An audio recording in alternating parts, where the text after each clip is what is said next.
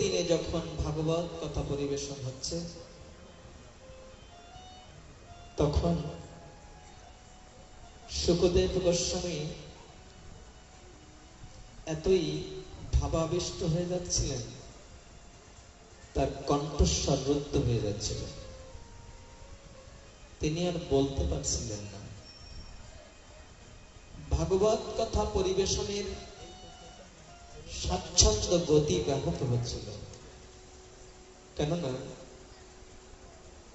পরমহংস চূড়ামণি শ্রীল শুকদেব গোস্বামী প্রভুপাদ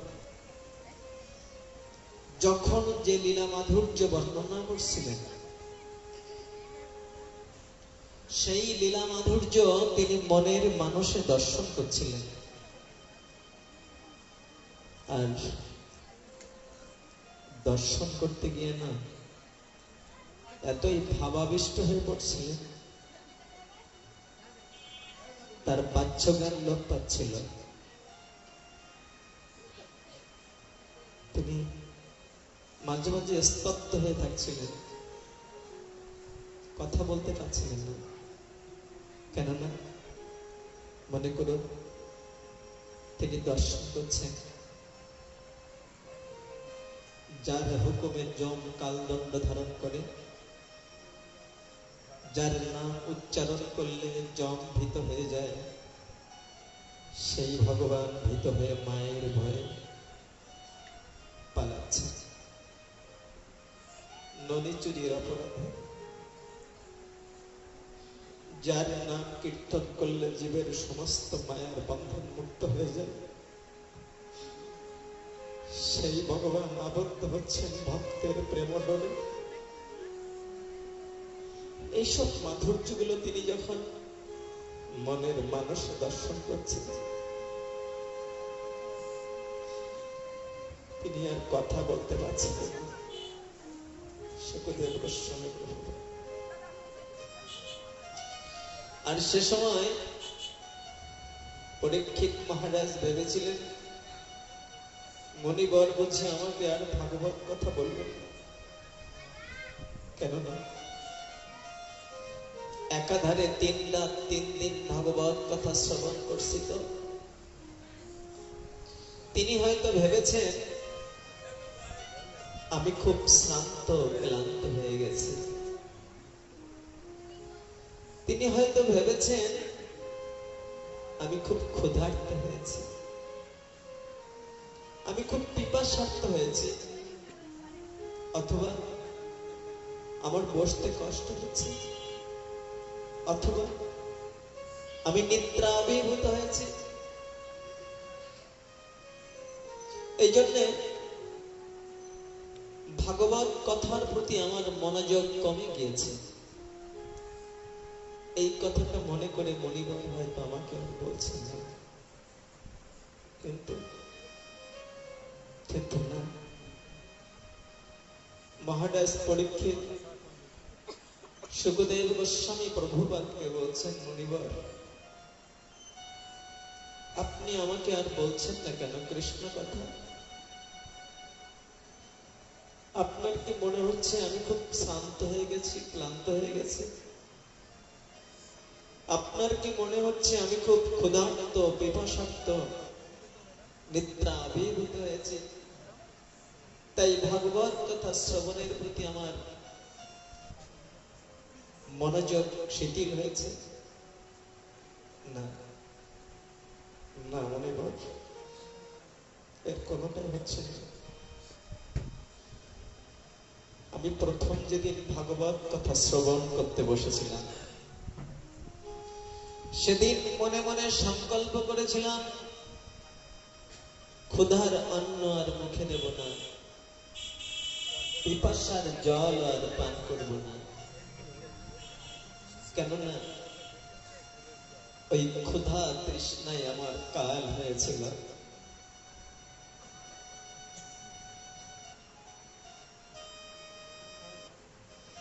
ক্ষুধা তৃষ্ণায় কাতর হয়ে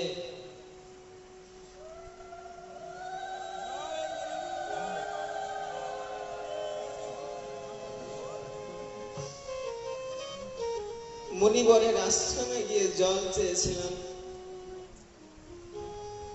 মুনিবর জল দিতে পারেননি, তাই মৃত সর্প গলায় জড়িয়ে দিয়ে তাকে অপমান করেছিল, যে জন্য আমার উপরে এই ব্রহ্মশ্রাপ পড়েছে। তাই যেদিন ভাগবত শ্রবণ করতে বসেছিলাম, সেদিন মনে মনে সংকল্প করেছিলাম,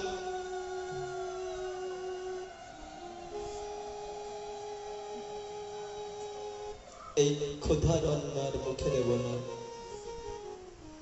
পিপাসার জল আর পান করব না।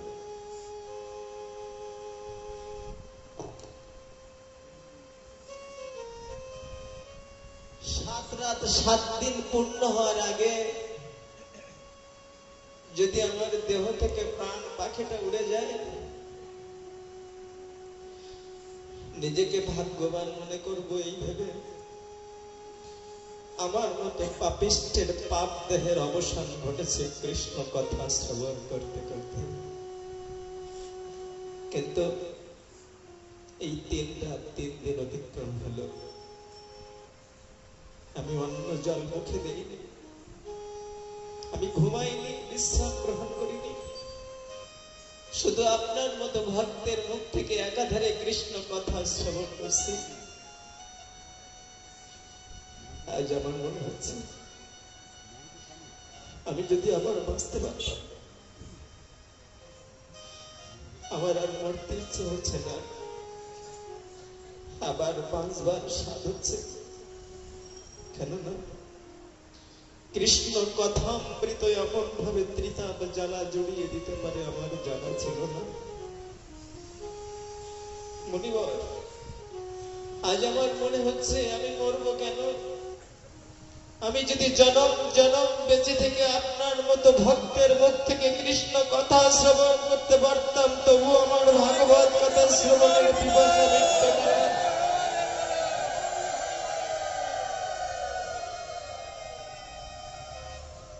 মুনিবর, আজকের দিনটা দিয়ে আমার 4টি দিন পূর্ণ হয়ে আছে। আপনি আমাকে বঞ্চিত করবেন না, আমাকে কৃষ্ণ কথা পরিবেশন করবেন।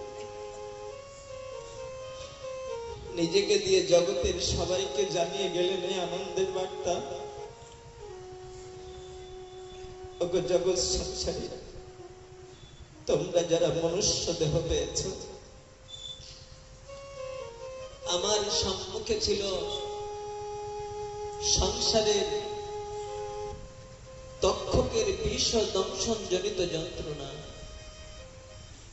আমার সম্মুখে রয়েছে আমাকে তক্ষক দংশন করবে সেই বিষ যন্ত্রণা, আর তোমাদের সম্মুখে রয়েছে সংসারের ত্রিতাপ যন্ত্রণা। ওগো, এই আনন্দের সংবাদটা তোমাদের জানিয়ে গেলাম। সংসারের ত্রিতাপ জ্বালায় জর্জরিত হয়ে যদি জীবনটা খুব দুর্বিষহ হয়ে ওঠে, আমি বলে গেলাম, তোমরা কেউ যেন ইচ্ছে করে জীবন নামক ফুলটাকে ছিঁড়ে ফেলে না, তোমরা কেউ যেন আত্মহত্যার পথ বেছে নিও না। যেদিন মনটা খুব জর্জরিত হয়ে যাবে, যেদিন আপন জনের কাছ থেকে আঘাত সইতে পারবে না, সেদিন কোন ভক্তের পাশে গিয়ে কৃষ্ণ কথা ভাগবত কথা শ্রবণ করো। আমার মনে হয় তোমাদের হৃদয়ের জ্বালা জুড়াবে আর আত্মহত্যা করতে মন চাইবে। আবার বেঁচে থেকে এই কৃষ্ণ কথা শ্রবণ কীর্তন করে মনুষ্য জনমকে ধন্য করবার স্বাদ তোমাদের অন্তরে জাগবে। তোমরা কেউ যেন আত্মহত্যার পথে যেও না। মহারাজ পরীক্ষিত নিজেকে দিয়ে জগৎকে এই অমৃতময় শিক্ষা দিয়ে দিলেন। আজ সেই চতুর্থ রজনীর আস্বাদন আমাদের, আর আস্বাদনটা শুরু হচ্ছে যে কথাটা মহাপ্রভু শতবার শুনেও আবার শুনতে চাইতেন। শতবৃত্তি করিয়া শোনেন অবহিত, সাবন্ত। মহাপ্রভু শতবার শুনতে চাইতেন, কোনদিন বলতেন আজ ধ্রুবের কথা বলো, কোনদিন বলতেন আজ প্রহ্লাদের কথা বলো। মাঝে মাঝে বলি না, ও তো জানা আছে, ধ্রুবের কথা জানা আছে, প্রহ্লাদের কথা তো কতবার শুনেছি, সেই ছোটবেলা থেকে শুনেছি প্রহ্লাদের কথা, আর কি শুনবো। কিন্তু মহাপ্রভু শতাবৃত্তি করিয়া শোনেন সাবহিত, শতবার শুনেও আবার শুনতে চাইতেন, বলো না, বলো না, একটু প্রহ্লাদের কথা বলো, একটু ধ্রুবের কথা বলো না। কেননা এই কথাটা শুনলে ভক্তি যোগে স্থিত হওয়া যায়, ভক্তের কথা শুনলে হৃদয়ে শোধিত হয়। সেই ধ্রুবের কথা শ্রীমদ্ ভাগবতের ৪র্থ স্কন্ধ। একদা রাজা উত্তানপাদের পুত্র ধ্রুব। কে ছিলেন উত্তানপাদ? আমাদের সৃষ্টির প্রথম পিতা হলেন স্বয়ম্ভুব মনু।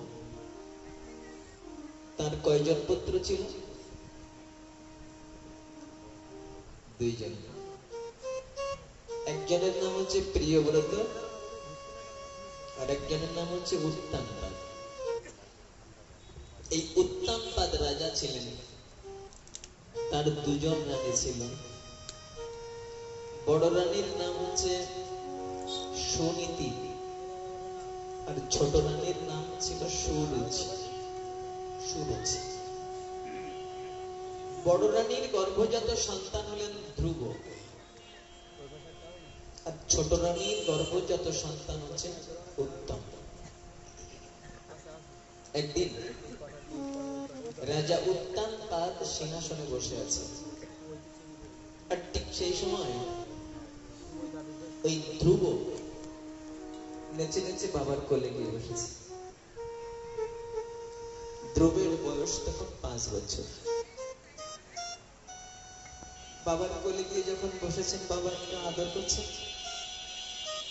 আর ঠিক সেই সময় ছোট রানী দেখবে না, ছোট রানীর চোখে পড়লো ঘটনাটি। ছোট রানী অত্যন্ত কর্কশ কণ্ঠে নিষ্ঠুর বাক্য প্রয়োগ করে ধ্রুবকে বললেন, ধ্রুব, বাবার কোলে রাজ সিংহাসনে বসতে সাধ হয়েছে? যদি রাজ সিংহাসনে বসতে চাস, তাহলে আমার মতো মায়ের পেটের ছেলে হয়ে জন্মগ্রহণ করিস। তপস্যারাধ্য পুরুষং তস্যৈ বা অনুগ্রহেণ মে। যদি আমার অনুগ্রহ পেতে চাস, তাহলে তপস্যা করে আমার মতো মায়ের পেটের ছেলে হয়ে আসিস। যখন এই কথাটা বললেন, তখন রাজা উত্তানপাদ ভাবলেন এই 2 জনে আবার অশান্তি করবে, তাই ছেলেটাকে কোল থেকে নামিয়ে দিলেন। যখন কোল থেকে নামিয়ে দিলেন, তখন কি হলো? বাবার কোল থেকে শিশুটা বঞ্চিত হয়ে গেল। ধ্রুব কাঁদতে কাঁদতে চলে গেলেন মায়ের কাছে। যখন মায়ের কাছে গিয়েছেন, আচ্ছা নিজেকে দিয়ে ভাবুন তো, এখানে আপনারা যারা মা আছেন, আপনি নিজেকে দিয়ে ভাবুন। মনে করুন আপনার গর্ভজাত সন্তান বাবার কোল থেকে বঞ্চিত হয়ে গেল, কাঁদতে কাঁদতে আপনার কাছে গেল, কি করতেন আপনি? আবার যদি এই বঞ্চিত হওয়ার পিছনে যদি সতীনের ভূমিকা থাকতো, ছোট রানী তিরস্কার করেছে, তাই বাবার কোল থেকে বঞ্চিত হয়েছে, কি করতেন আপনি? হলে জানি না আপনি হলে কি করতেন, তবে আমার মা হলে নিশ্চয়ই প্রতিবাদ করতেন, নিশ্চয়ই জবাব চাইতেন। বলতেন, কেন তুমি কোন অধিকারে আমার ছেলেকে বাবার কোল থেকে নামিয়ে দিলে বলো? এটা বলতেন। কেননা স্বামীর উপরে তোমার যেমন অধিকার আছে, আমারও তো অধিকার আছে। আমি তো বড় রানী আর তুমি ছোট রানী। তোমার পুত্র যদি বাবার কোলে বসতে পারে, আমার পুত্র কেন পারবে না? এটা স্বাভাবিক কথা, এটা ন্যায্য অধিকার আদায়ের কথা। ন্যায্য অধিকার থেকে আমরা কেউ বঞ্চিত হতে চাই না। যেখানে আমার যতটুকু অধিকার আছে সেটা আমি প্রতিষ্ঠা করতে চাই। কিন্তু এখানে ভাগবত এক সীমাহীন ত্যাগের শিক্ষা দিলেন, যা ধ্রুবের মায়ের কথায় ব্যক্ত হয়েছে। ধ্রুবের মা সুনীতি যখন দেখলেন তার ছেলেটা কাঁদতে কাঁদতে এসেছে, মা জিজ্ঞাসা করলেন, কাঁদছিস কেন বাবা? ধ্রুব বললেন, মা, বাবা কোল থেকে নামিয়ে দিয়েছে। কেন? না, ছোট মা বলেছে বাবার কোলে বসতে গেলে নাকি ছোট মায়ের মতো মায়ের গর্ভের সন্তান হয়ে আসতে হবে, আর তার জন্য তপস্যা করতে হবে। এই কথা বলে যখন কাঁদছে ছেলেটা, তখন ধ্রুবের মা কি বলেছিলেন জানেন? বলেছিলেন, কাঁদিস না বাবা, তোর ছোট মায়ের কোনো দোষ নাই, তোর বাবার কোনো দোষ নেই। দোষ কার জানিস? দোষ হচ্ছে আমার কর্মফলের। আমি তোকে বাবার মতো, তোকে বাবার কোলে বসানোর মতো ভাগ্যবতী মা হতে পারিনি। আমার কর্মটা ভালো ছিল না রে ধ্রুব। তোর মা ঠিকই বলেছে, তপস্যা করতে হবে। তুই ভগবান শ্রীহরির তপস্যা কর বাবা। যাকে ডাকতে পারলে, তপস্যা করে যাকে, যার চরণ প্রাপ্তি ঘটলে জীবের সমস্ত দুঃখ কষ্টের অবসান হয়ে যায় বাবা। সেই ভগবান শ্রীহরিকে ডাক, কাঁদিস না। এই তো মা হয়ে গেলেন তার আধ্যাত্মিক জীবনের প্রথম গুরু। ঘরে ঘরে প্রত্যেক মা যদি তার সন্তানকে কৃষ্ণ ভক্তির শিক্ষাটা দিতেন, বাবা কারোর সাথে ঝগড়া করিস না বাবা, ভগবানকে ডাক। ভগবানকে ডাকলে জীবের সমস্ত কষ্টের অবসান ঘটে। এই শিক্ষা যদি মায়ের কাছ থেকে সন্তান পায়, তাহলে তার মধ্যেও একটা ত্যাগ, একটা সহনশীলতা ছোটবেলা থেকে মনোবৃত্তিটা তাদের তৈরি হয়ে যায়। কিন্তু সামান্য একটু বিষয় নিয়ে কোনো অশান্তি হলেই অমনি মা যদি বলেন, কাঁদতে কাঁদতে বাড়ি এসেছিস কেন? কিছু বলতে পারিস? মা যদি কোমর বেঁধে ঝগড়া করতে যান, কে কি বলেছে? কত অশান্তি এরকম খুঁটিনাটি বিষয়গুলো নিয়ে হচ্ছে। একটু ত্যাগ নেই, একটু কোনো ধরন ছড়ন নেই। কিন্তু ধ্রুবের মা সুনীতি কতটা অধিকার বঞ্চিত হলেন যে নিজের সন্তানটা বাবার কোলে বসতে পারছে। সতীনের কথা মতো বাবা তাকে নামিয়ে দিয়েছে, কিন্তু একবার প্রতিবাদ করতে গেলেন না। বাবা কাঁদিস না, আমার কপালের দোষ, আমার কর্মফলের দোষ। সৎপরিত যথাদিন সাধমেয় গৃহম গৃহম চরণ বিন্দতি যদ্দিষ্টং দণ্ড মদনমেব বা তথা কামাশয় জীবয়োচ্চ বচপত ভ্রমণ উপর্যয়ধবা মধ্যে জাতি দৃষ্টান প্রিয় প্রিয়। ভাগবত বললেন যে প্রত্যেকটা জীব তার বিধাতার নির্ধারিত কর্মফল ভোগ করে। সুৎফুটিত যথা দিন সারমেয় গৃহম গৃহম। সারমেয় শব্দের অর্থ হচ্ছে কুকুর। একটা ক্ষুধার্ত কুকুর যেমন পথে পথে ঘুরছে, ওর জন্য কেউ রান্না করে রাখেনি খেতে দেবে বলে, কিন্তু বিধাতা ওর কপালে যেদিন যতটুকু সুখ বা দুঃখ লিখে রেখেছে ততটুকু সুখ দুঃখ অবশ্যই প্রাপ্ত হবে। তথা কামাশয় জীব উচ্চবচপতা ভ্রমণ। ঠিক তেমনি কামনাগ্রস্ত জীব এই মায়ার সংসার পথে চলতে চলতে কখনো ঊর্ধ্বলোকে, কখনো মধ্যলোকে, কখনো বা অধলোকে তার বিধাতা নির্ধারিত সুখ বা দুঃখ সে ভোগ করে। যতটুকু সুখ বা দুঃখ আমি বিধির বিধানে এখানে নিয়ে এসেছি ততটুকু সুখ বা দুঃখ আমাকে পেতে হবে। দুঃখ যেমন না চাইলেও পেতে হয়। আমরা কেউ কি দুঃখ চাই? কেউ চাই না, কিন্তু পেতে তো হচ্ছে। ঠিক তেমনি সুখ না চাইতেও পাওয়া যায় বিধাতা নির্ধারিত বিধানে। যদি বলি তাহলে বাবা আর কিছু করবো কেন, চুপচাপ বসে থাকবো, ঘুমিয়ে থাকবো, আর কিছু করতে হবে না? না, বসে থাকতেও আপনি পারবেন না। প্রকৃতি আপনাকে কর্মে নিযুক্ত করাবে।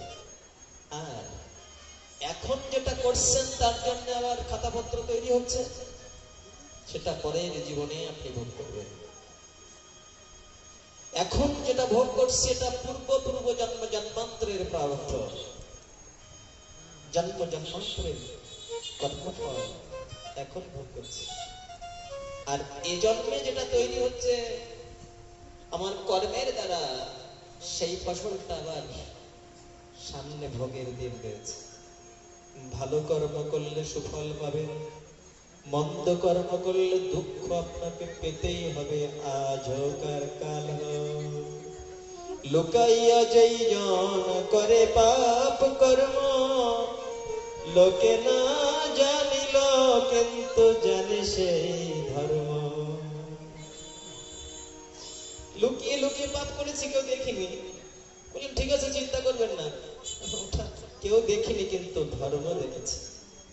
একদিন পেয়ে যাবেন ওর ফলটা। লিখে রাখুন আপনি।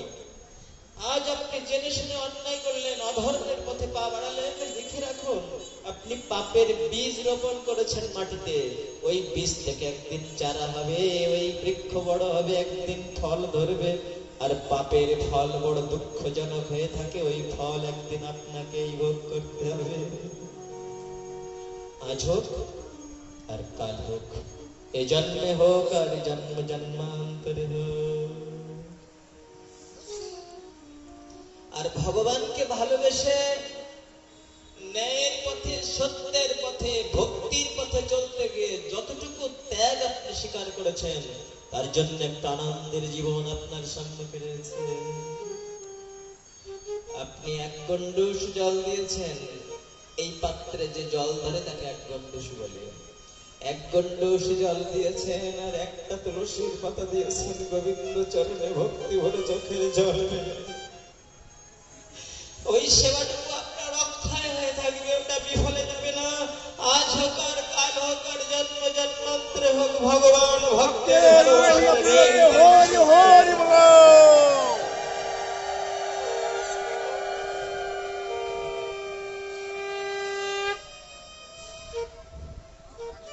হৃদয়ের ভালোবাসা দিয়ে একসাথে মালা গেঁথে ভগবানকে পড়িয়েছে। সুকর্ম আপনার বিফলে যাবে না, একদিন পাবেন। শুধু ভগবান শ্রী গোবিন্দকে একটু চন্দন দিয়ে সাজিয়েছিলেন। ওই ত্রিবক্রা, কংসের দাসী ত্রিবক্রা, যার 3 জায়গায় পাখা ছিল, শুধু ভগবান শ্রীকৃষ্ণকে একটু চন্দন দিয়ে সাজিয়েছিলেন। তাই ভগবান শ্রী গোবিন্দ পুরস্কার দিয়েছিলেন তাকে সঙ্গে সঙ্গে, ওরে ত্রিবক্রা, তুই আমাকে চন্দন দিয়ে সাজিয়ে সুন্দর করেছিস, তোকে আর আমি কুৎসিত করে রাখবো না। তাই পায়ের আঙুলটা ভগবান শ্রী গোবিন্দ পা দিয়ে চেপে ধরে এখানে একটা টান দিয়েছিলেন, সঙ্গে সঙ্গে ত্রিবক্রা সুন্দর সরলাঙ্গী অপরূপ সুন্দরী হয়ে গিয়েছিলেন। সঙ্গে সঙ্গে এমন প্রতিদান দিয়েছিলেন। তো আপনি ভগবানকে ভালোবেসে যেটুকু করলেন সেইটুকু আপনার অক্ষয় হয়ে তোলা থাকলো, আজও কার কালো পাবেন। অভিমান করবেন না যে কৃষ্ণ তোমাকে ভালোবাসি তাই এত কাঁদতে হচ্ছে, আর ভালোবাসবো না। না না, তাহলে তাহলে ওই ভক্তিতে ঘাটতি হয়ে যাবে। অকাম সর্বকাম বা মৎস্য কাম দারোধি তীব্রেণ ভক্তি যোগেন যজন্ত পুরুষং পরাম। বললেন তীব্র ভক্তি যোগের দ্বারা গোবিন্দকে ভজন করতে হবে। যখনই আপনি বলবেন যে না গোবিন্দ এত ডাকি আর তোমাকে ডেকে ডেকে কাঁদতে হয়, তাহলে আর ডাকবো না, বললেন তাহলে সেই তীব্র ভক্তি যোগ আর থাকবে না। বরং এইটাই বলি যে কৃষ্ণ যত কাঁদাবে কাঁদাও,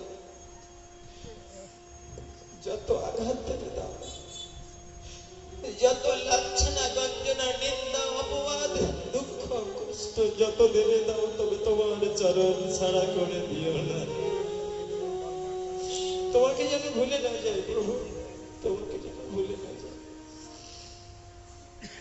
ধ্রুবের মা যখন বললেন বাবা ভগবানকে ডাক, ধ্রুব মায়ের কথা মতো চলে গেলেন বনে। একটা 5 বছরের শিশু বনে গিয়ে হরিভজন করছেন, চোখ বন্ধ করে বসে বসে ডাকছেন, ওগো আমার পদ্ম পলাশ লোচন শ্রী হরি, তুমি কোথায় আছো দেখা দাও প্রভু। রাজা উত্তানপাদ কাঁদছেন অনুশোচনা মনে কষ্টে, যে আমি কত নিষ্ঠুর পিতা, আমার দুধের বালককে আমি কোলে রাখতে পারলাম না। আমি স্ত্রীর বশীভূত হয়ে আমার সন্তানকে আমি বনবাসে পাঠিয়েছি। আমি রমণীর বশ হয়ে গেছি। এই বলে যখন কাঁদছেন, সেই সময় বিনা যন্ত্র বাজাতে বাজাতে দেবর্ষি নারদ এসেছে। দেবর্ষি নারদ জিজ্ঞাসা করলেন, মহারাজ কাঁদছেন কেন? তখন রাজা উত্তানপাদ বলছেন, মণিবর আমার মতো স্ত্রী নয়, আমার মতো রমণীর বশীভূত পুরুষ, আমার তো কষ্টের জুটবে কপালে। আমি আমার স্ত্রীর কথায় আমার দুধের বালককে বনবাসে পাঠিয়েছি। জানি না এতক্ষণ বনের কোন হিংস্র জন্তু তাকে খেয়ে ফেলেছে কিনা। আমার 5 বছরের শিশু আমার উপরে অভিমান করে বনে চলে গেছে। এতক্ষণ কোন হিংস্র জন্তুর পেটে গেছে কিনা জানি না। আমি বাবা হয়ে পারলাম না তাকে আমার কাছে রাখতে। এমন নিয়তির বশীভূত কিন্তু আমরাও হয়ে যাই। এই মায়ার সংসারে অশান্তি হওয়ার ভয়ে অনেক ন্যায্য কথা বলতে পারি না। কত আপনজনের উপরে অনিচ্ছা সত্ত্বেও দুর্ব্যবহার করতে হচ্ছে। যে ভাইয়ের সাথে আমার রক্তের সম্বন্ধ রয়েছে, যে মনটা ছায়ার মতো পাশে পাশে এসে দাঁড়াতো, দাদা দাদা তো কি লাগবে, সঙ্গে সঙ্গে যেটা বলতাম সেটা করে দিত দাসীর মতো। কত বকেছি কিন্তু কোনোদিন প্রতিবাদ করিনি। অনুগত দাসীর মতো যে ছায়ার মতো পিছনে পিছনে চলতো, সেই আদরের বোনের উপরে, মায়ের সহোদর ভাইয়ের উপরে কত দুর্ব্যবহার করতে হচ্ছে অনিচ্ছা সত্ত্বেও। ওই কোনো না কোনো অশান্তি হবে।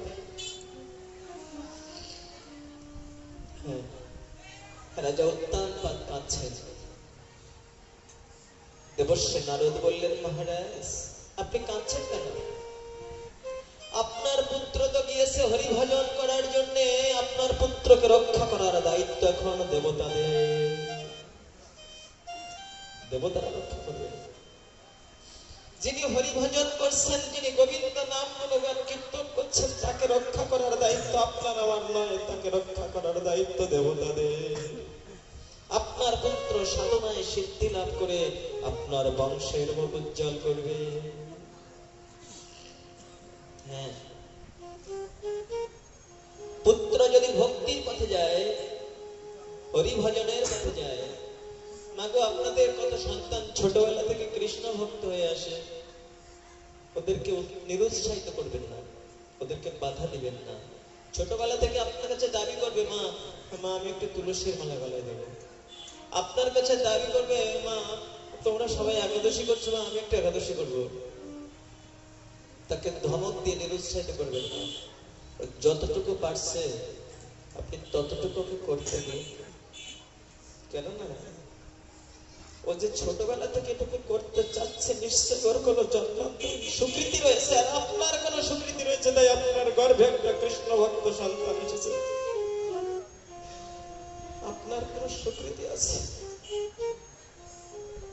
তাই কৃষ্ণ ভক্ত সন্তানের পিতামাতা হতে পেরেছে। ওদেরকে নিরুৎসাহিত করবেন না, ওদেরকে ভক্তির পথে উৎসাহ দিন। ওর কল্যাণ হবে। কাল নিয়তির ডাক যেদিন আসবে, সেদিন আপনি ওকে রক্ষা করতে পারবেন না, সিন্ধুকে ভরে রাখলেও রক্ষা করতে পারবেন। পথিচ্যুতং তিষ্ঠতি তিষ্ঠদক্ষিতং গৃহস্থিতং তদ্বিনশ্যতং বিনশ্যতি জীবত্তনাতয় পিতা দীক্ষিত বনে গৃহ বিজগুপ্তঃ সহতন জীবতি। ভাগবত বলছেন, পথে পড়ে থাকলেও তো রক্ষা হয় যদি গোবিন্দ রক্ষা করেন, বনে পড়ে থাকলেও তা রক্ষা হয় যদি বনমালী রক্ষা করেন। গৃহের মধ্যে সযতনে রক্ষা করেছেন, তবুও তাকে রক্ষা করতে পারবেন না যদি গোবিন্দের কৃপা দৃষ্টি বর্ষণ না। সযতনে পাহারা দিচ্ছেন কিন্তু রক্ষা করতে পারবেন না। যখন এই কথা বললেন, সান্ত্বনা দিলেন রাজা উত্তানপাত্রে, এদিকে ধ্রুব তপস্যা করছে, অনাহারে অনিদ্রায় ছোট্ট ছেলেটা বনে বসে বসে, ওগো ওগো আমার ভগবান শ্রীহরি, দেখা দাও প্রভু। মা বলেছে তোমার দেখা পেলে নাকি কোনো কষ্ট থাকে না, তাই আমি তোমাকে ডাকতে এসেছি, দেখা দাও না প্রভু। কাঁদছেন, ডাকছেন তাকে, কোনো মন্ত্র জানেন না, আর কিছু জানেন না, শুধু দেখা দাও বলে চোখ বন্ধ করে আকুল আরতি নিবেদন করছেন। দিন যায়, ক্ষণ যায়, আহার নিদ্রা কমে যাচ্ছে পরপর। 3 দিন পর পর একদিন বনের ফল সেবা করছেন, তারপরে 6 দিন পরে একদিন, 9 দিন পরে একদিন, 12 দিন পরে একদিন, 15 দিন পরে একদিন। আহার কমে যাচ্ছে। এক সময় বায়ু সেবন করে ভগবান শ্রীহরিকে ডাকছে। পারবো? আপনাকে পারবেন? আমি তো পারবোই না, আগের থেকে বলে দিচ্ছি। অনাহারে অনিদ্রায় ভগবানকে ডাকছে। কত কঠোর তপস্যা একটা 5 বছরের ছেলে। জানি না আপনারা পারবেন কিনা, কিন্তু কলিতে অন্নগত প্রাণ, একটা শ্বাস খেতে না দিলে ভগবানের নাম ভালো লাগে না। 15 দিন পর পর একটা একাদশী করি, তাও কত রকমের সেবা ব্যবস্থা। তবে হ্যাঁ, যদি খুব কষ্ট হয়ে যায় তাহলে 8টা জিনিসের ছাড় রয়েছে: ফল, মূল, জল, ঔষধ, দুগ্ধ, গুরুবাক্য, ব্রাহ্মণাদেশ, এইরকম 8টা জিনিসের ছাড় আছে। এর বাইরে সেবা করবেন না কিছু। 14 দিন পর পর একটা দিন, মাসের মধ্যে 2 দিন উপবাস, তাও আবার আপনাকে ফল জল ছাড় দিয়েছে, দুগ্ধ ঔষধ এগুলো ছাড় দিয়েছে, সেটাও। গতকাল একজন ভক্ত জানিয়েছেন যে আমাকে একজন বলেছেন যে স্বামী বেঁচে থাকলে নাকি সধবা স্ত্রীদের একাদশী করতে নেই।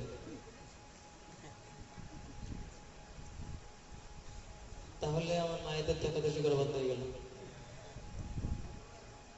মানব কুলে যার জন্ম হয়েছে, মানব কুলে যার জন্ম হয়েছে 8 বছর থেকে 80 বছর বয়স পর্যন্ত একাদশী বিপদের দিনও বাধ্যতামূলক। শ্রী শ্রী হরি ভক্তি বিলাস। একাদশী ব্রতটা বিপদের দিনেও বাধ্যতামূলক। 8 বছর থেকে 80 বছর পর্যন্ত মানব কুলে যার জন্ম হয়েছে, তোমার মায়েরা মানব কুলে জন্মেছে তো নাকি? তাহলে সদবা রমণীর জন্য অন্য ব্রত নিষেধ একটা কথা আছে শাস্ত্রে, আমাদের পুরাণাদিতে আছে। কিন্তু কেন জানেন? শাস্ত্রের কিছু কথা আছে পরোক্ষবাদ। পরোক্ষবাদ মানে পরোক্ষ ভাবে বলা হয়েছে, একটু ঘুরিয়ে বলা হয়েছে। সদবা রমণীর জন্য স্বামী সেবাই সব থেকে বড় ব্রত, ঠিকই আছে। কিন্তু একাদশী ব্রতটি এর ব্যতিক্রম। একাদশী ব্রতটা বাধ্যতামূলক যার জন্ম হয়েছে মানব কুলে। অন্য ব্রত করতে গেলে স্বামীর অনুমতি বা স্বামীকে সাথে নিয়ে করতে হয়। আবার স্বামী যতদিন থাকে ততদিন তার সব থেকে বড় ব্রত হচ্ছে স্বামীর সন্তুষ্টি বিধান করা। কিন্তু সেখানে আবার সেই সহধর্মিনী কেমন হবেন সেটিও বুঝবেন। কেমন জানেন? কুষ্টি বিপ্রে রমণী পতিব্রতা শিরোমণি পতি লাগি কইল বেশ্যার সেবা, স্তম্ভিল সূর্যের গতি জিয়াইল মৃত পতি তুষ্ট কইল মুখ্য তিন দেবা। কি বললেন? এটা আমাদের পুরাণে বর্ণনা করা হয়েছে। কুষ্টি বিপ্রের রমণী পতিব্রতা শিরোমণি পতি লাগি কইলা বেশ্যার সেবা। যে পতিব্রতা রমণী শুধুমাত্র স্বামী তার কাছে পরম দেবতা। একজন ব্রাহ্মণ কুষ্ঠ ব্যাধিগ্রস্ত হয়েছিলেন, তার ব্রাহ্মণী অত্যন্ত পতিব্রতা ছিলেন।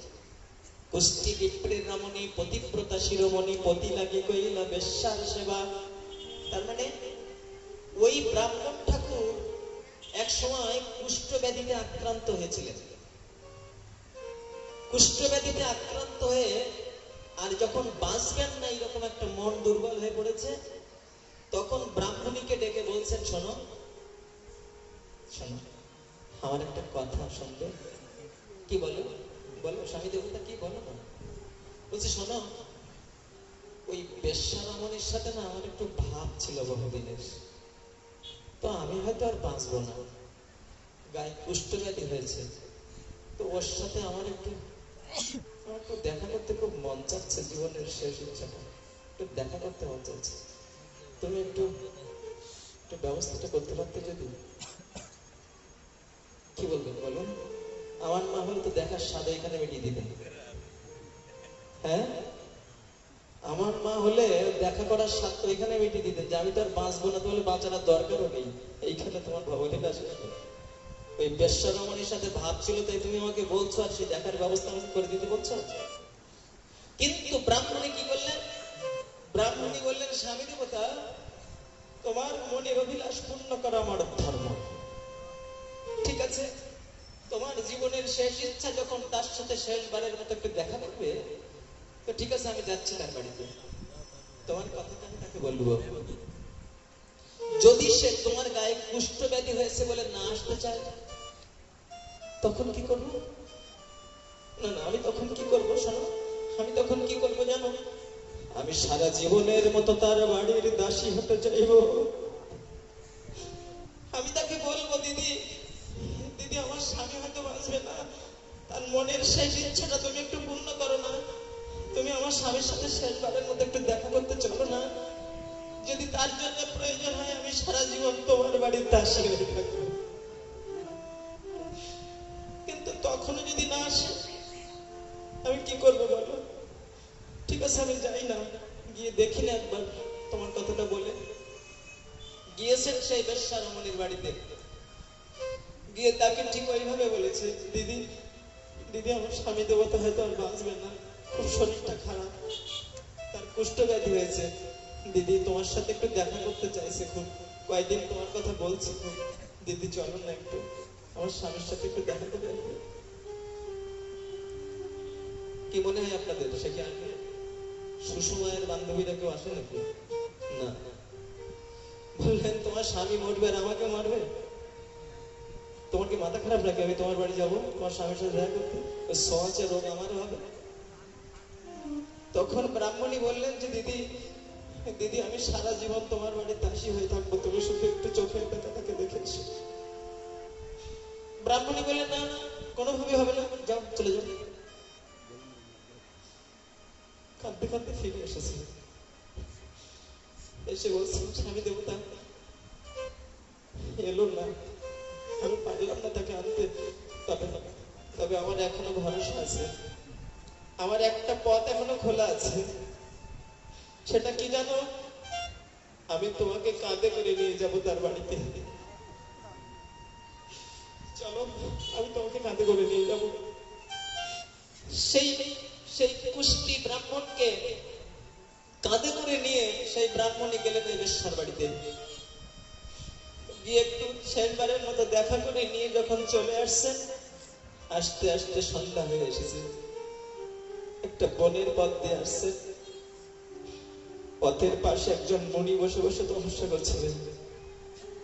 ওই স্বামী দেবতাকে ঘাড়ে করে নিয়ে আসতে গিয়ে খুব কষ্ট হচ্ছে, তাই পা টলতে টলতে ওই মুনিবরের গায়ের দিকে গিয়ে পড়েছেন, আর স্বামীর পায়ের আঘাত লেগেছে মুনিবরের গায়ে। সঙ্গে সঙ্গে মুনিবরের ধ্যান ভেঙে গিয়েছে।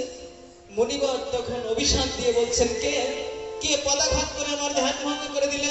আমি অভিশাপ দিচ্ছি, সূর্য উদয়ের সাথে সাথে তার মৃত্যু হয়ে যাবে। যে অভিশাপ দিয়েছেন তখন ব্রাহ্মণী সঙ্গে সঙ্গে সেখানে দাঁড়িয়ে বলছেন, হে সূর্যদেব, আমি যদি সতী নারী হয়ে থাকি, আমার স্বামীর চরণে যদি আমার ভক্তি থেকে থাকে, তাহলে তুমি যেখানে রয়েছো সেখানে স্তব্ধ হয়ে থাকবে, তুমি পূর্ব গগনে উদিত হতে পারবে না যদি আমি পতিব্রত রমণী হয়ে থাকি। স্তম্ভিলা সূর্যের গতি, জিয়াইল মৃতপতি, তুষ্ট কইল মুখ্যতি।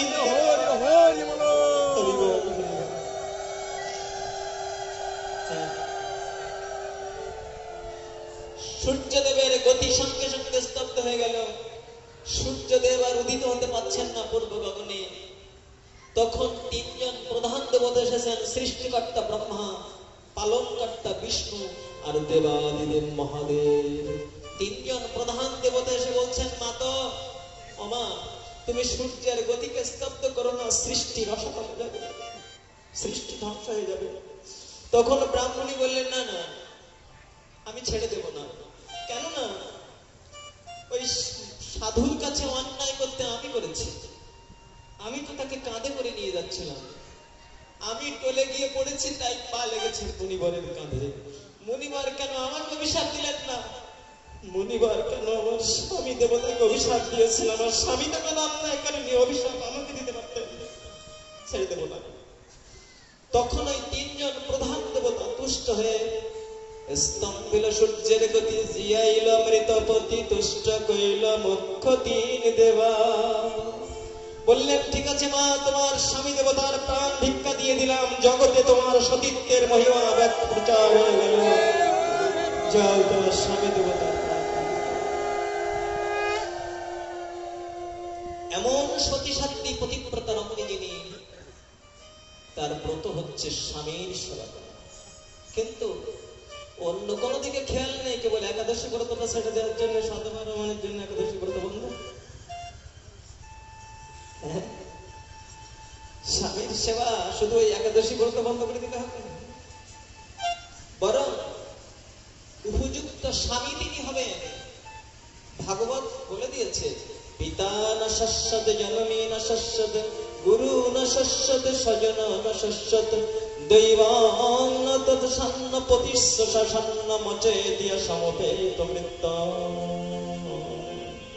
বললেন, মন্ত্র দান করলেও গুরু নন, রক্তের সম্বন্ধ থাকলেও তিনি আত্মীয় নন, স্বজন নন, জন্মদাতা হলে পিতা নন, গর্ভধারিণী হলে মা নন, ফুল দিয়ে পূজা করলেও তিনি দেবতা নন, গলায় ফুলের মালা দিয়ে বরণ করে নিলেও তিনি স্বামী নন, যদি তিনি কৃষ্ণ ভজনে বাধা হয়ে দাঁড়ান। প্রেম সে বলো রাধে রাধে, জয় জয় শ্রী রাধে।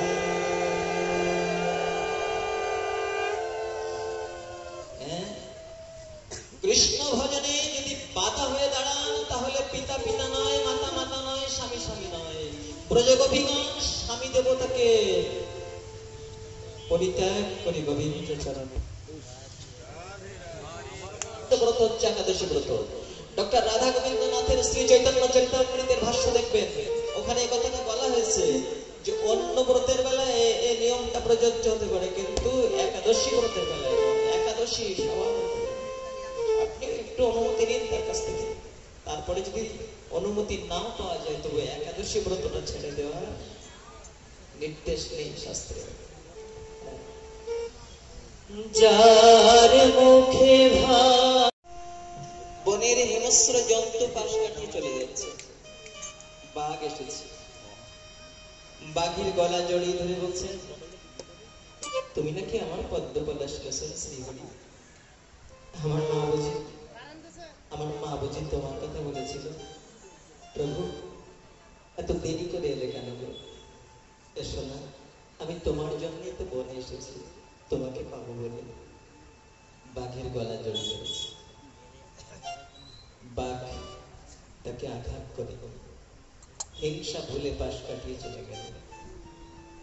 কেন হিংস্র জন্তু কেন আঘাত করলো না? বললেন, যস্য প্রসন্ন ভগবান গুণ মৈত্রাদিভির হরি তস্মাই নমন্তি ভূতানি নিম্নমাপয়ৈব স্বয়ং। যার মৈত্রী গুণে ভগবান সন্তুষ্ট হন, তার প্রতি সমস্ত হিংস্র প্রাণীরা নমনীয় হয়ে যায়। যার মৈত্রী গুণে, মৈত্রী গুণ কাকে বলে? সবাইকে আপন করে নেওয়ার মতো জীবন। সাধু যান যেখানে যাবেন অল্পক্ষণের মধ্যে সবাইকে তিনি আপন করে ফেলবেন, এই তো আমার তো মনে হয়। এখানে আপনারা যারা এসেছেন, আপনাদের সাথে হয়তো আমার রক্তের সম্বন্ধ নাই বা থাকলো, আপনাদের সাথে আমার জাগতিক আত্মীয়তার সম্বন্ধ নাই বা থাকলো, আপনাদের সাথে আমার জ্ঞাতি গোত্রের সম্বন্ধ নাই বা থাকলো, কিন্তু এই ভক্তি মাখা শ্রীচরণ দর্শন করলে, ভক্তি মাখা শ্রী ভগবান দর্শন করলে মনে হয় যেন কত জনম জনমের আত্মীয়তা আপনাদের সাথে রয়েছে। ওই যে যার মুখে ভাই ভরি কথা নাই তার পাশে মহাজন্যে কথা ব্যক্ত করেছে। এই যাদের মুখে হরি কথা রয়েছে, যাদের মুখপানে তাকালে আমার কৃষ্ণ স্মৃতি জাগরুক হয়, তারা আমার এক জন্মের জনম জনমের জনম আত্মীয়। এই জাগতিক আত্মীয়তাকে ভুলে যায় আপনাদের মতো সাধুজনের পাশে এসে। আপনারা আসছেন এই অঙ্গনে, এই তো চতুর্থ রজনী, এই সংকীর্ণ জায়গার মধ্যে কেমন সব আপন করে নিয়ে গায়ে গায়ে বসেছি। অনেক রাত হয়ে যাচ্ছে, হয়তো বা গৃহস্বামী আপনাদের সুন্দর সেবার ব্যবস্থা করতে পারছেন কিনা। ওই আপনারা তো বলছেন না যে রবীন্দ্রনাথ বাবুর বাড়িতে গিয়েছিলাম, ভালো একটু বসার জায়গা দেয়নি, ভালো খাওয়া কিছু দেয়নি। আপনারা বলেন না যে না, সাধুজন সবকিছু ক্ষমা সুন্দর দৃষ্টিতে দেখে। এই জগতের আত্মীয় স্বজন হলে একটু ত্রুটি হলে কেউ ছেড়ে দিল না, সবাই বলতো, কিন্তু আপনারা কেউ কিছু বলছেন না। এটাই তো প্রকৃত আত্মীয়তার পরিচয়।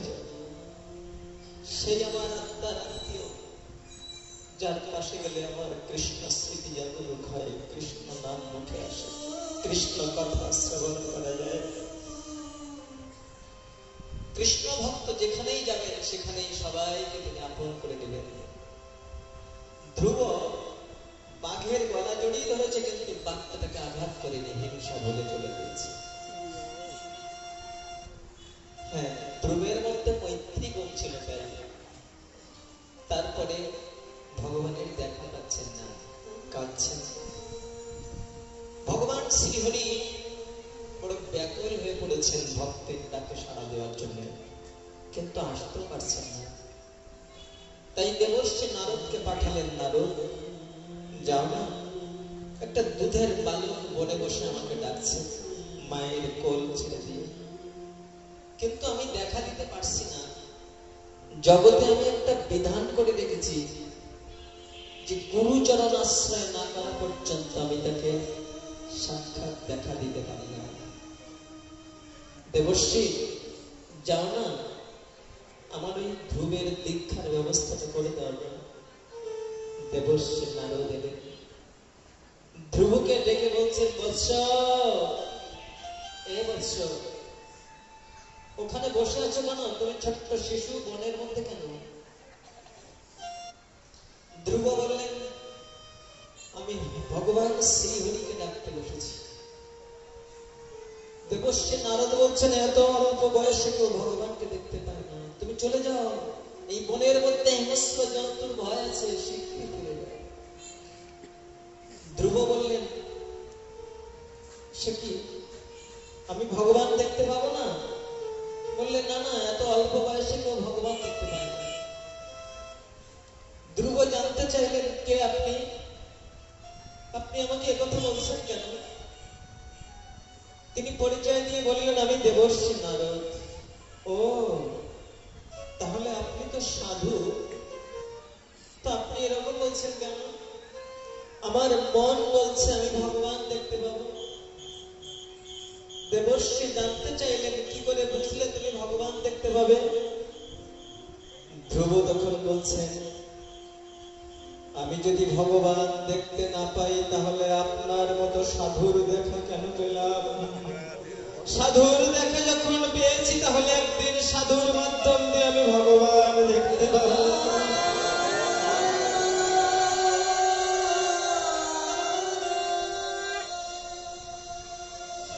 তোমার হৃদয়ে সদা গোবিন্দ বিশ্রাম, সাধুর হৃদয়ে সর্বদা গোবিন্দ বিশ্রাম করে। তাই গোবিন্দ দর্শনের পূর্ব শর্ত হলো সাধু দর্শন, সাধু সঙ্গ লাভ। সাধু সঙ্গ, সাধু সঙ্গ সর্বশাস্ত্রে কয়, লবমাত্র সাধু সঙ্গে সর্বসিদ্ধি।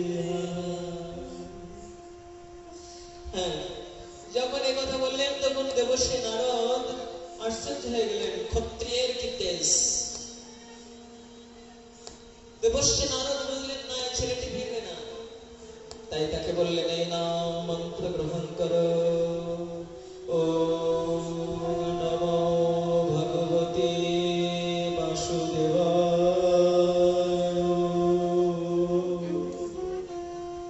মন্ত্র প্রদান করলেন। হে বৎস, এই মন্ত্র স্মরণ করে তুমি তোমার ভগবান শ্রীহরিকে ডাকতে থাকো, অতি অল্প সময়ের মধ্যে তুমি ভগবান পেয়ে যাবে। গুরু কৃপা।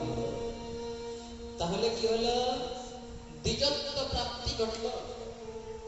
হ্যাঁ, তখন দ্বিজত্ব প্রাপ্তি ঘটল, আপনি দ্বিজ হয়ে গেলেন, দ্বিতীয় জন্ম হল। গুরু মন্ত্র প্রদান করলেন, বীজ মন্ত্র দান করলেন। ধ্রুব মন্ত্র স্মরণ করে আবার সাধনায় বসেছেন, যেন নতুন জীবন প্রাপ্ত হয়েছে। অচিরে ধ্রুব সাধনায় সিদ্ধি লাভ করলেন। ধ্রুবের মানস পট আলো আলোকিত করে ভগবান শ্রী গোবিন্দ শঙ্খ চক্র গদা পদ্মধারী ধ্রুব।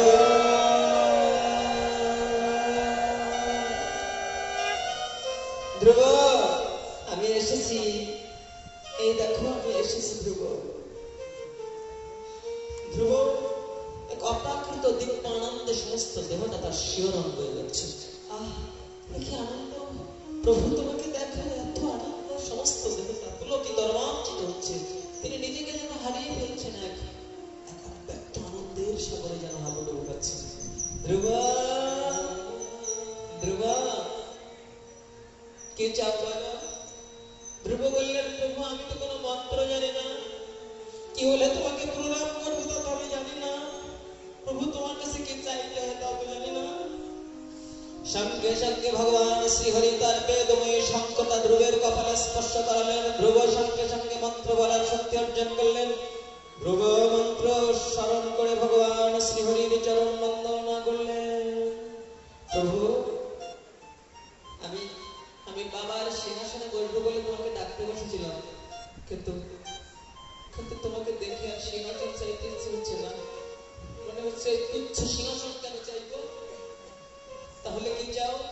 বললেন ভক্তি মহাপ্রবাহ তন্তই মে প্রসঙ্গ ভুয়াদানন্ত মহতমল শয়নম জনাঙ্গ শল্লন মুরগশন ভগবদ্দিগ্নস্য ভবত গুণ কথামৃত পানমত্তঃ।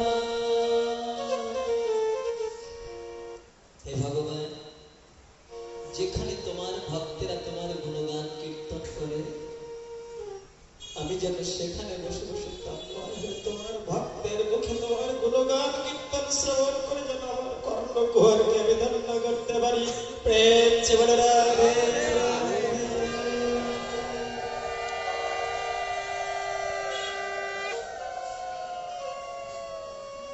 ভগবান শ্রীহরি বললেন, ধ্রুব সে না হয় হলো, কিন্তু তুমি তো সাধনা করেছিলে সিংহাসনের জন্য, সিংহাসনে বলবে না? বলে না না প্রভু প্রয়োজন। বলে তা বললে তো হবে না, তোমার সাধনার গাছে ফল ধরেছে, ফল তুমি ছাড়া খাবে কে? তোমাকে ৩৬,০০০ বছর রাজত্ব করতে হবে। ধ্রুব তখন বলছেন, হায় হায় হায়, এই কি করলাম আমি?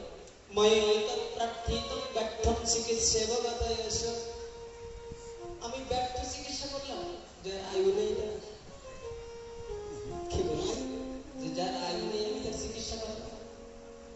প্রসাদ জগদত্মনম তপসা দুষ্প্রসাদনম ভবশ্রীরাম্যজহং ভবং ভক্ত বিবর্জিত।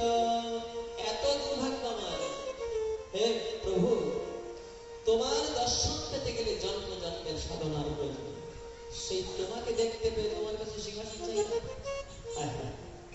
এত এত অল্প বুদ্ধি আমার। সারাজ্যং গচ্ছতে বর্তমানে বিভীষিতবত ঈশ্বরাৎ সেন পুণ্যেন ফলিকার নিবাধনঃ। বললেন, যে ভিখারির মাথায় বুদ্ধি নেই, সেই ভিখারি রাজবাড়ি গিয়ে চালের বুদ্ধির কাছে।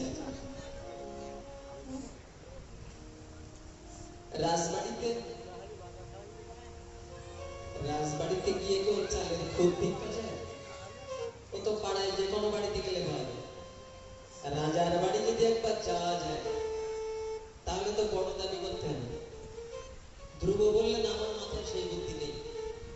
তোমার মতো বিশ্ব ব্রহ্মাণ্ডের রাজার রাজা যিনি, সেই ভগবান শ্রীহরি তুমি, আর তোমার কাছে একটা সামান্য ভিক্ষা চেয়েছি রাজসিংহাসন। এটা অতি তুচ্ছ।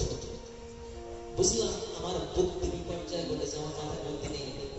যদি বুদ্ধি থাকতো আমার মাথায়, তাহলে আমি তোমার কাছে চাইতাম, প্রভু আমাকে বিবেক দাও, ভক্তি দাও, প্রেম দাও। আমি এইটা চাইতাম যে আমাকে প্রেম দাও, ভক্তি দাও, কিন্তু সেটা না চেয়ে তোমার কাছে চেয়েছি সামান্য সিংহাসন। আমার মাথায় বুদ্ধি নেই। বললেন, প্রভু তুমি যেটা চেয়েছো সেটা তো তোমাকে ভোগ করতে হবে। তো শোনো, তুমি কষ্ট পেও না, যাও রাজত্ব পালন করো, রাজত্ব করো গিয়ে। এই দেহটার অন্ত হলে তুমি আমার ধামে চলে আসবে। আমি তোমার জন্য পৃথক একটা ধাম করে রাখবো, যার নাম হবে ধ্রুবলোক। ধ্রুব রাজ্যে ফিরে গেলেন। যে মা তাকে একদিন তিরস্কার করেছিলেন, সেই মা তখন আনন্দ করে এগিয়ে নিতে এসেছেন, আমার ধ্রুব সাধনায় সিদ্ধি লাভ করেছে। হ্যাঁ, আমি হলে বলতাম, মা তুমি একদিন আমাকে বাবা বলতে গেলে আমি দিয়েছিলাম না। কিন্তু ধ্রুব বলেন না, আজকে মা আমাকে কটু কথা বলেছিলেন বলে যেমন হরিদর্শন তিনি ভালো করেছিলেন, তো ভালো করেছে। সাধুজন পূর্বের কারোর মনে কষ্ট দেওয়া কথাটা মনে রাখেন না, ভুলে। তাই ধ্রুব ভুলে গেলেন সব, মাকে প্রণাম করলেন, রাজ সিংহাসনে রাজত্ব পালন করলেন। অন্তিম সময় এলো, পুত্রের হাতে রাজত্ব দিয়েছেন। ভগবান শ্রীহরির রথ পাঠিয়ে দিয়েছেন ধ্রুবের জন্য, ধ্রুব চলে যাবে। যখন ধ্রুব রথ উঠে চলে যাবেন, সেই সময় তার সাথে দেখা করতে এসেছে মৃত্যু, মূরতি ধারণ করে এসে বলছেন, ধ্রুব আমি হচ্ছে মৃত্যু, তো তুমি তো চলে যাচ্ছ না, আমার সাথে দেখা না করে কত দূরে যাবে। ধ্রুব শোনো, এই জগতের অন্য জীবের সাথে আমি দেখা করি একটু বিভৎস মূর্তিতে, কিন্তু তুমি তো ভগবানের খুব প্রিয় ভক্ত, তাই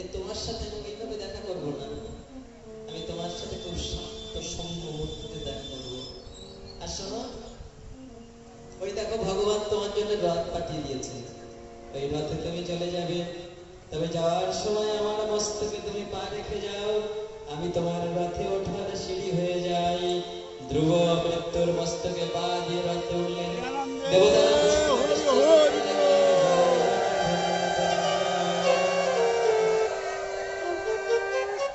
ধ্রুব ধ্রুব ধ্রুবলোকে চলে গেলেন। শ্রীমদ্ ভাগবতের চতুর্থ স্কন্ধে বিশ্রাম হয়েছে। এখনকার আস্বাদন